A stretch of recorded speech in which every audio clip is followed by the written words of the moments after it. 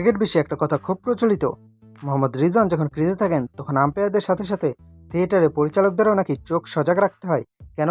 কারণ ভদ্রলোক কখন যে ক্র্যাম্পের অ্যাক্টিং করবেন, কখন যে সাইড স্ক্রিনের দিকে তাকিয়ে ধ্যানমগ্ন হবেন, আর কখন যে আকাশের দিকে তাকিয়ে মোনাজাত শুরু করবেন, তা খোদ কুদরত কা নিজামও জানে না।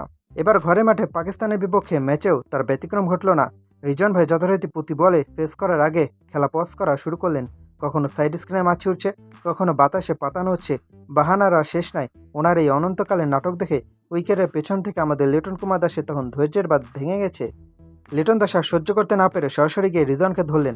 চলুন শুনে আসি ওনাদের সেই ঐতিহাসিক উর্দু বাংলা ইংরেজি মিক্সড ডায়লগ। লিটন ভাই, তুমি প্রতি বলে বলে খেলা থামাচ্ছ কেন? রিজওয়ান, তো আমি কি এভাবেই খেলবো নাকি? লিটন, আরে মিয়া, তুমি ওই দিকে তাকাচ্ছ কেন? বোলার বল করবে, তুমি এই দিকে তাকাও, সোজা তাকাও। রিজওয়ান, ভিউ ক্লিয়ার করা কি আমার কাজ নাকি তোমাদের কাজ? লিটন তখন মনে মনে বলছে, আরে ভাই, তুমি তো খেলতে আসো নাই, তুমি আসছো অস্কারের অডিশন দিতে। এই অ্যাক্টিং করছো, এটা দুনিয়ার সবাই জানে।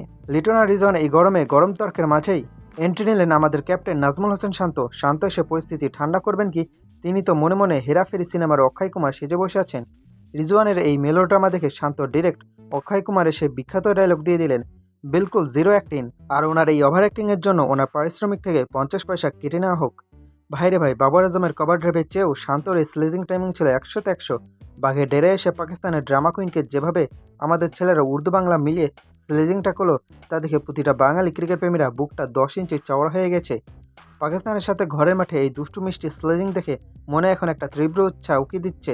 এই যে শান্ত লিটনদের আত্মবিশ্বাস, এই যে চোখে চোখ রেখে কথা বলা, এই জিনিসটা যদি অস্ট্রেলিয়ার মাটিতে গিয়ে ওয়াজিদের বিপক্ষেও হতো। ভাবুন তো একবার, স্টিভ স্মিথ বারবার ক্রিজ ছেড়ে নড়াচড়া করছেন আর লিটন গিয়ে বলছেন, স্মিথ ভাই সোজা তাকাও। কিংবা মার্নাস লাবুসেনকে গিয়ে শান্ত বলছেন, ভাই ওভার অ্যাক্টিংয়ের জন্য 50 পয়সা কাটা যাবে। আহা, দৃশ্যটা ভাবলেই কেমন একটা রোমাঞ্চ কাজ করে, তাই না?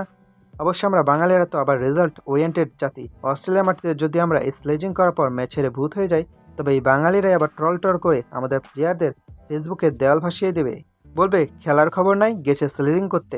তবুও ভাই, ক্রিকেট তো শুধু চার ছক্কার খেলা না, ক্রিকেট হলো মাইন্ড গেম আর একটু বিনোদনের খোরাক। আমরা চাই ফ্রেন্ডলি হোক আর অ্যাগ্রেসিভ হোক, বাংলাদেশ দলও এই স্লেজিং কালচারে সামিল হোক। যাই হোক, রিজন ভাইকে আমাদের পক্ষ থেকে একটা ফ্রি অ্যাডভাইস, পরে ম্যাচে নামার আগে অভিনয়টা একটু নিখুঁত করবেন, নাহলে ক্যাপ্টেন শান্ত কিন্তু এবার 50 পয়সা না, ডিরেক্ট 1 টাকা জরিমানা করে দেবে।